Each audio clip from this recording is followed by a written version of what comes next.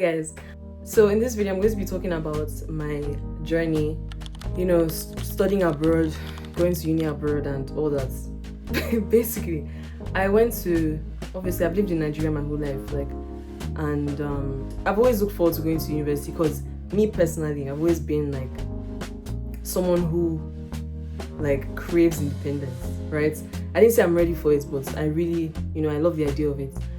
So in my head, I was like, okay, I can't wait to go, from year 9 or year 10. I was watching uni vlogs, moving vlogs and all that. I was planning in my head, how everything would go and where I wanted to go in America. I had schools on my list already, stuff like that. In year 11, finally, that's when they started talking about how we should start thinking about uni and where we want to go. And from year 10, we started going for seminars, or universities would come to my school to come and talk to us and try and convince us to come to their school. I can't remember exactly where I wanted to go. I remember making a list of all the unis in the US, and being okay, I don't want to go to this state, I want to go to this state, So by the end of year 11, I kind of already knew where I wanted to start applying to. And by August, so the summer before year 12, which is when, the applications really begin, I was so ready. So when we resumed the school year and they started talking to us about Common App, I already knew all those things. I was ready to apply. I started applying by September. That's when most of them had opened. I remember I applied first to Arizona State University and University of Arizona because I remember one of my setmates, she got, I remember her getting really quick and I was oh my gosh.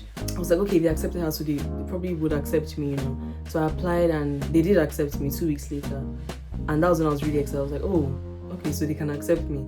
And before this whole thing, my school counselor, she actually helped us, a number of us, with fee waivers, so we didn't have to pay for most schools when it comes to the application fees. Some schools were asking for $30, 40 and above, 90 some. So the way I was picking my schools at first, I was considering, first of all, I actually wasn't really considering the cost. What happened was I didn't know how to check the actual amount I'll be paying. So when they say tuition, in my head I was okay, tuition should mean everything. So when I say, oh, how much does this school cost, and they just say Google will just show you the tuition, so I'll be and sometimes it's not even international fees, it's just domestic or something. So I was oh, this school is not that bad. Then I'll now write them down. This was my first mistake, guys. Anyways, so I eventually came up with a list of schools, according to how much I believe they were, the location, the weather wasn't too crazy, the academics, obviously. I wanted to study computer science, which is what I still am studying. And, so I was looking for the schools that were best in computer science. Obviously, they will start showing you Ivy Leagues. Me personally, that's not my range. I know myself. So I wasn't looking at that, the first, 20, I was looking at the schools, past that. I did everything through for only 16 schools because the remaining 4 were still asking me to pay fees, even though I had a fee waiver, because some schools still expect you to pay even though you have a fee waiver as an international student. Also about the checking the fees, when you want to check fees for any school, what you should always search is so school cost of attendance.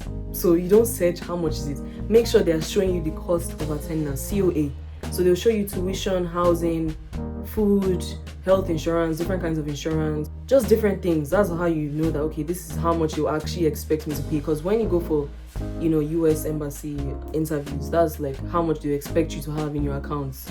Maybe more than that, just to show that, okay, you can actually go for the whole year. I had acceptances from University of Florida, which was the highest ranked on my list, Binghamton University, Rutgers, just schools all over basically in the US. Mind you, I only applied to US schools. I just forgot about Canada and I just, I was mainly focused on the US. And eventually, the school I picked was University of Florida. Now they were the second to last school to give me an acceptance. I remember checking and I was oh, at the time it was ranked 28th nationally. So I was oh, that's actually a really good ranking. And I checked everywhere. The school looked nice, good things. Everybody said good things about it. They're so happy they came here. So I was okay. Eventually, we picked Florida. My mind was set, I started doing roommate applications, housing. I knew I knew the housing I was meant to be. I already knew the way from my housing to my, where I would be having lectures. I had a roommate. We had paid. Well, we had only paid the deposit, to be honest. Anyways, fast forward to my visa interview. Prior, the days leading up to it, I was like, I got this. Like, it's not that serious. What are you studying? Computer science. Why are you studying it? Because it's a good course. Da, da, da, da. I was set in my head. The interview was like, I can't remember the time, maybe 6 something a.m. or 7 a.m. I got there. I was really anxious all of a sudden. I don't know why. I was really anxious, and the waiting time is like so long. There's so many lines you go on, so many processes. Immigration officers in Nigeria, they hate everybody's guts. I don't know why. They're so rude. I don't know why. Anyways, I eventually, I'm getting in. I still have anxiety. Mind you, in that visa room, you're hearing all the conversations. So you're hearing, oh, we're so sorry, we can't give you this visa. You're hearing people's denials, you're hearing people's acceptances. I remember there were 3 people at the windows. So there was a white man, a white lady, and there was a black woman. I couldn't see the black woman from where I was, so I didn't even know she was there, but I knew there was a third person. The white man denied everybody on his line. Everybody on his line, he denied them. When I got to the front of the line, like when it was my turn to go next, he shut his window and I guess he closed for the day. So everybody was like, oh my God, you're so lucky. Like, I'm so lucky. Anyways, the security people will now guide you to which interviewer to go to. So I went on the line, I can't remember if the person in front of me got accepted or denied. I can't remember, honestly. And then, it's my turn and I'm feeling okay. She asked me, I see that you want to go to University of Florida. What do you want to study? I say computer science. She says, why? I say, because it's a good course. It's a good program. She says, everybody says that. Like, God. At this point, when she said everybody says that, like, and she was expecting like a better answer, I was just looking like, Jesus, like, I don't have, bro, I was so horribly prepared. Like, anyways, from that point, I can tell she's already like kind of switched off, because honestly, which kind of stupid answer is that? I didn't know. I wasn't prepared. So from that moment, honestly, the interview just went down. I can't remember exactly what she was asking. Then she asked about like my dad's my parents' finances and all that, I think. Anyways, she eventually hands me the blue paper and says, sorry, we're so sorry to we can't give you the. So immediately she hands me that paper. My mind just shuts down because I'm like, hold up, there's no plan B. So I can't even hear what she's saying again. I'm just collecting paper. I'm just like, there's no way. I'm trying to find my way to the exits, I remember the security officer, because I was looking so distraught, obviously. The security officer was telling me, it's not the end of the world. And at other points, I was like, are you out of your mind? I can't tell me that it's not the end of the like, because obviously when you don't have a plan B, like, I really thought, this is it. Like, this is it. I don't have anywhere to go. And it's not even like I applied to Nigerian unis. So it's not even like, I could say, okay, let me go to this Nigerian university for now. I couldn't. Like, it was just bad. So I was still trying to I was just holding the paper. I was trying to find my way out. I was just pissed. And I went to my car. I just sat in the car and I was just like, I couldn't even cry because at that point, you just, it's just so many emotions at once. There's no time to cry. So she starts calling my dad. She's like, she didn't get it to clinical clinical. She didn't get it. And I go home. Everybody's just like, everybody's quiet. We're just like, we don't know what to do. And then I think that evening they start talking about like, it's actually not the end of the world. Like, there are other options. You go to Europe. You can go to.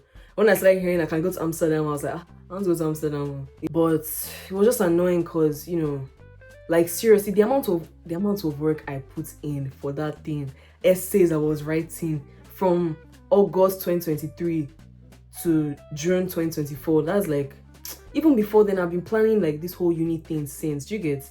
So it was really confusing for me. So we started trying to look for a second visa day just in case, I could get it again. And we eventually got on for August 12th. But mind you, my orientation was August 15th. And I don't play about orientation. I did not want to miss the school year. I was just like, I can't do this. So I think August 9 was when I said, okay, let's just leave. Like, let's just fashi this whole Florida thing. Like, it was really annoying, but whatever. So, I had told the roommates I had that, I'm not coming. I know she was pissed, but you know what? It's not my fault. It is, but like, you know, life goes on. I'm sorry. Okay, so what happened was eventually we found this school. Instead of me just sitting at home doing a gap year, because I cannot do a gap year and be sitting at home. That's just me.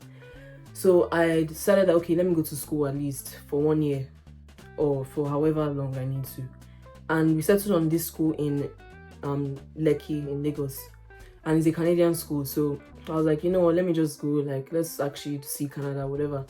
Then I wrote the exam. When I was writing the exam, I remember just being like, I'm not going to come to this school. Like, I'm going to America. Like, hopefully I'll get the visa the second time. I cannot start doing school again after 6 years of secondary school. Like, I'm tired. So eventually we settled on going to the Canadian school. That was the best option.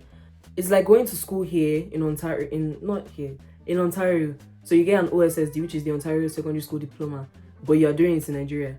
So they kind of follow the Canadian school system. So it's like 2 semesters, not like 3 terms like we normally do in Nigeria. And honestly, I'm really, really grateful that I did that. Like, honestly, it was just a redirection for me. God knew what he was doing. So I started focusing on Canada, especially when Trump, I should probably censor that, Trump became the president of America. We all know how that's going. I even started looking at Australia, I started looking at Asia. Guys, I was so I applied to about like 5 schools in Canada, or 6. And because my school is Canadian, they also have this agency that also helps with visas and all that. So they did our visas for us if you want them to. So they did mine for me, and at the end of the day, I got admission to all the schools I applied to. I'm really happy that everything worked out well. And, you know, I just think my advice for people is just to, you know, never, like, it's okay to put your mind on one place. Like, that's okay if you know that, okay, you want to go somewhere, but just never only, if you know you really want to go abroad, just never only put all your eggs in one basket and say, okay, I only want to go to America, or I only want to go to Canada, because visas get denied. As great and as clean as you think you might be, and truly you might be clean, they might not see it that way. So just to keep your options open, like, you know, always do, like, you can do like Europe, Canada, America if you want, Australia. You know, there's so many good places that you can go to. So don't just put your eggs in one basket. And if you do decide to do the US, please make sure you're prepared for your visa interviews, because that thing is not funny. And the money that you pay. So paying that other money, going through all that stress, bringing all the documents, just for them to spend 2 minutes with you and say no, it's very disheartening. So just make sure you have your options open. Thankful to God, eventually it all worked out well. I'm really happy personally that I didn't choose the US, because I don't think that would have been good for me personally. But it's going to be great for other people, obviously. Everybody's story is different, okay? So, and also doesn't matter if you choose to do a gap year, you choose to do like go to school another year, or do like A levels. All those things are actually really good, honestly, in my opinion, because I can't imagine having gone to university straight from secondary school. But people do it and they're fine. My siblings did it, they were fine. But I just feel better now, you know. I feel more prepared, and obviously I already did the Canadian curriculum, so it's not like crazy. But yeah, that's basically it. Thanks for watching. See you in the next one. Bye.